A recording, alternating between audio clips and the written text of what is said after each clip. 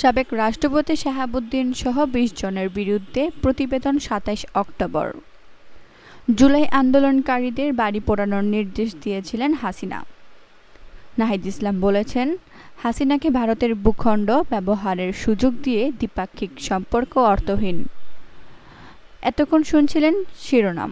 বিস্তারিত জানতে আমাদের সাথে থাকুন। আসসালামু আলাইকুম, সবাইকে স্বাগত জানাচ্ছি AR নিউজ BD চ্যানেলে। ইসলামী ব্যাংকের শেয়ার কেলেঙ্কারির মামলায় সাবেক রাষ্ট্রপতি মোহাম্মদ শাহাবুদ্দিন সহ ২০ আসামির বিরুদ্ধে তদন্ত প্রতিবেদন জমা দেওয়ার সময় পিছিয়েছে। নতুন সিদ্ধান্ত অনুযায়ী আগামী ২৭ অক্টোবর প্রতিবেদন দাখিলের দিন নির্ধারণ করেছেন আদালত। ঢাকা মহানগর সিনিয়র স্পেশাল জজ শাহজাহান কবিরের আদালতে মামলাটির তদন্ত প্রতিবেদন জমা দেওয়ার কথা ছিল। তবে দুর্নীতি দমন কমিশন নির্ধারিত সময়ে প্রতিবেদন দিতে পারেনি। পরে আদালতের বেঞ্চ সহকারী রিয়াজ হোসেন জানান, প্রতিবেদন দাখিলের জন্য ২৭ অক্টোবর নতুন তারিখ নির্ধারণ করেছেন বিচারক। ইসলামী ব্যাংকের পক্ষে সিনিয়র অফিসার মোহাম্মদ আব্দুস সামাদ ২০২৫ সালের ৪ সেপ্টেম্বর ঢাকা মহানগর সিনিয়র স্পেশাল জজ আদালতে মামলাটি করেন। বাদীর জবানবন্দি গ্রহণের পর বিচারক মোহাম্মদ সাব্বির ফয়েজ মামলাটি আমলে নেন। একই সঙ্গে অভিযোগের বিষয় তদন্ত করে প্রতিবেদন জমা দিতে দুদককে নির্দেশ দেওয়া হয়। মামলায় ২০ আসামির বিরুদ্ধে দুর্নীতি, প্রতারণা ও অবৈধ বল প্রয়োগের মাধ্যমে ব্যাংকের অর্থ লুণ্ঠন ও আত্মসাতের উদ্দেশ্যে পরিকল্পিতভাবে পারস্পরিক যোগসাজশে ব্রিলিয়ান্ট বিজনেস কোম্পানি লিমিটেডের নামে ২৫১ কোটি টাকার শেয়ার কেনার অভিযোগ আনা হয়েছে। বাংলাদেশের সংবিধান অনুযায়ী রাষ্ট্রপতি পদে দায়িত্ব পালনকালে তার বিরুদ্ধে কোনো ফৌজদারি অভিযোগ দায়েরের সুযোগ নেই। তবে মামলাটি দায়েরের সময় মোহাম্মদ শাহাবুদ্দিন রাষ্ট্রপতির দায়িত্বে ছিলেন। বিষয়টি প্রকাশ্যে আসে গত জুলাইয়ের শেষ সপ্তাহে, যখন তিনি রাষ্ট্রপতি পদ থেকে পদত্যাগ করেন। মামলার এজাহারে ১২ নম্বর আসামি হিসেবে মোহাম্মদ শাহাবুদ্দিনের নাম উল্লেখ করা হয়েছে। সেখানে তাকে ইসলামী ব্যাংক বাংলাদেশ PLCর পরিচালক হিসেবে পরিচয় দেওয়া হয়েছে। নামের পাশে বন্ধনীতে লেখা হয়েছে JMC বিল্ডার্স লিমিটেড কর্তৃক মনোনীত এবং ১ নম্বর ও ৩ নম্বর আসামির যোগসাজশে নির্বাচিত। জুলাই অভ্যুত্থানের সময় আন্দোলনকারীদের বাড়িঘর ও ব্যবসা প্রতিষ্ঠানে পাল্টা আগুন দেওয়ার নির্দেশ সাবেক প্রধানমন্ত্রী শেখ হাসিনা দিয়েছিলেন বলে আন্তর্জাতিক অপরাধ ট্রাইব্যুনালে যুক্তিতর্কের শুনানিতে তার একটি অডিও ফোনালাপে তুলে ধরা হয়েছে।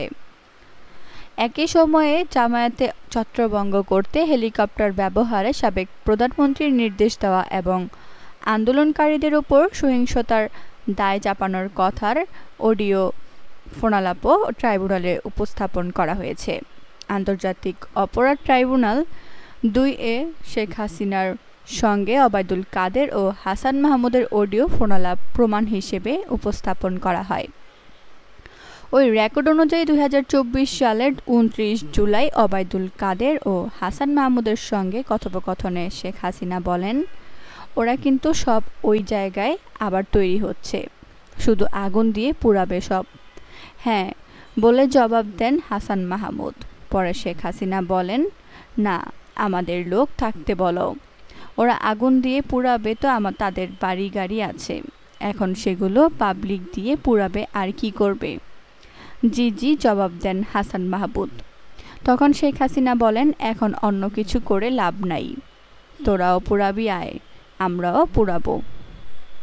ভারত তার ভূখণ্ড ব্যবহার করে সাবেক প্রধানমন্ত্রী শেখ হাসিনাকে বাংলাদেশ বিরোধী কর্মকাণ্ড পরিচালনার সুযোগ দিয়ে আসছে বলে মন্তব্য করেছেন জাতীয় নাগরিক পার্টির আহ্বায়ক নাহিদ ইসলাম।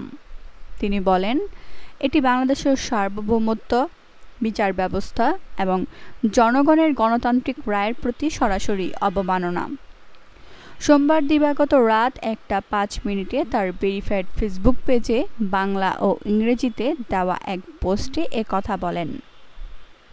ক্ষমতাচ্যুত সাবেক প্রধানমন্ত্রী শেখ হাসিনা প্রসঙ্গে নাহিদ ইসলামের পোস্টটি পাঠকের জন্য হুবহু তুলে দেওয়া হলো।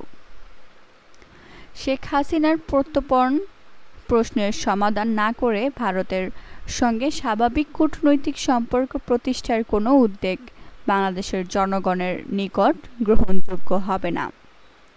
বিগত 2 বছর ধরে ভারত তার ভূখণ্ড ব্যবহার করে দণ্ডিত খুনি শেখ হাসিনাকে বাংলাদেশ বিরোধী কর্মকাণ্ড পরিচালনার সুযোগ করে দিয়ে আসছে। এটি বাংলাদেশের সার্বভৌমত্ব, বিচার ব্যবস্থা এবং জনগণের গণতান্ত্রিক রায়ের প্রতি সরাসরি অবমাননা।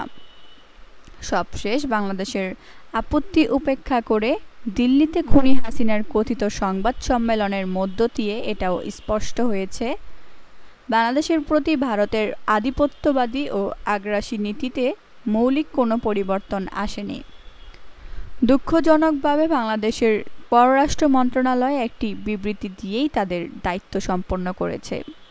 বাংলাদেশের সার্বভৌমত্বের ওপর এমন গুরুতর আঘাতের পরও ভারত সরকারের কাছ থেকে এখনও পর্যন্ত কার্যকর জবাবদিহিতা আদায় করতে পারেনি। আরও উদ্বেগজনক হলো, গতকাল বাংলাদেশের প্রধানমন্ত্রী ভারতীয় হাই কমিশনারের সঙ্গে সাক্ষাৎ করলেও 5 আগস্টের এই ঘটনার বিষয়ে কোনো বক্তব্য, ব্যাখ্যা বা ভারতের পক্ষ থেকে দুঃখ প্রকাশের বিষয়টি প্রকাশ্যে আসেনি। বাংলাদেশের জনগণের কাছে অত্যন্ত গুরুত্বপূর্ণ এই প্রশ্নটি এমন একটি উচ্চ পর্যায়ের বৈঠকে যথাযথ গুরুত্ব না পাওয়া গভীরভাবে হতাশাজনক। ভারতীয় হাইকমিশনার 2 দেশের শেয়ার ডিল এর কথা বলেছেন। বাংলাদেশের জনগণ কোনো কথিত সম্প্রসারণবাদী শেয়ার ড্রিম এর অংশীদার না। বাংলাদেশের জনগণ এমন কোনো সম্পর্ক মেনে নেবে না যেখানে দিল্লি বাংলাদেশের রাজনৈতিক ভবিষ্যৎ নিয়ে সিদ্ধান্ত নেওয়ার বা প্রভাব বিস্তারের অধিকার দাবি করে। বাংলাদেশ একটি গণতান্ত্রিক, সাম্প্রদায়িক সম্প্রীতি ও অর্থনৈতিক সমৃদ্ধির দক্ষিণ এশিয়া দেখতে চায়। বাংলাদেশের পররাষ্ট্র মন্ত্রণালয়ের আনুষ্ঠানিক প্রতিবাদকে কার্যকর কূটনৈতিক পদক্ষেপে রূপ দেওয়া এখন জরুরি। 5 আগস্টের ঘটনার বিষয়ে ভারতের কাছ থেকে স্পষ্ট ব্যাখ্যা ও দুঃখ প্রকাশ, শেখ হাসিনা ও ওসমান হাদির খুনিদের প্রত্যর্পণ এবং ভারতের ভূখণ্ড থেকে বাংলাদেশ বিরোধী রাজনৈতিক কর্মকাণ্ড বন্ধের নিশ্চয়তা, এসব প্রশ্নে সরকারের দৃঢ় ও দৃশ্যমান অবস্থান প্রয়োজন। ভারতের ভূখণ্ডকে ব্যবহার করে ফ্যাসিস্ট আওয়ামী লীগ যদি বাংলাদেশের বিরুদ্ধে রাজনৈতিক ও রাষ্ট্রবিরোধী তৎপরতা চালানোর সুযোগ পায়, তাহলে একই সময়ে বাংলাদেশের সরকার প্রধানের ভারত সফর করে দ্বিপাক্ষিক সম্পর্ক স্বাভাবিক করার উদ্যোগ অর্থহীন। বন্ধুত্বের অজুহাতে বাংলাদেশের সার্বভৌমত্ব, নিরাপত্তা ও জনগণের রাজনৈতিক আকাঙ্ক্ষাকে উপেক্ষা করা যাবে না। ভারতের সঙ্গে সম্পর্ক স্বাভাবিক করার আগে বাংলাদেশ বিরোধী তৎপরতার অবসান, আওয়ামী লীগের পলাতক নেতাদের আশ্রয় ও কার্যক্রমের বিষয়ে ভারতের সুস্পষ্ট অবস্থান এবং সাম্প্রতিক ঘটনাবলীর জন্য জবাবদিহি নিশ্চিত করতে হবে। আজ এখানেই শেষ করছি। সবাই ভালো থাকুন, সুস্থ থাকুন। আল্লাহ হাফেজ।